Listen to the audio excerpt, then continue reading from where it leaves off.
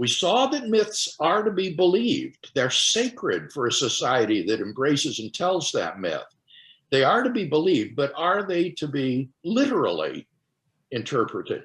And I argue that the plasticity and flexibility of myths suggest that they're not. The flexibility, as I recall, refers to the fact that myths can exist in different versions of the same basic story. And it doesn't matter in the culture which version you tell, as long as it inculcates the same basic truth. The different account of the creation of man in Genesis 2 and Genesis 1, I think, would be a good example of that. The order of the creation of the animals, plants, and man is different in Genesis 1, than it is in Genesis 2. But I think that the Pentateuchal author would say either one is fine. You can tell it either way. It's the same basic account that God is the one who's created humankind.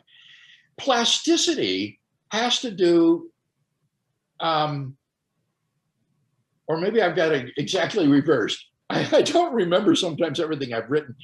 It may be that that's plasticity that I've just described, that they can be described in different ways. Flexibility means that they change over time, that when new situations arise, that the myth then can be altered to meet the new situation. And there's some fascinating examples from New Guinea and the South Pacific for how their basic myths were altered when the Japanese came in and took over the islands in World War II. And the myths exhibited such flexibility to adapt to this changing circumstance. So those two factors, plasticity and flexibility, suggest that they're not always interpreted literally.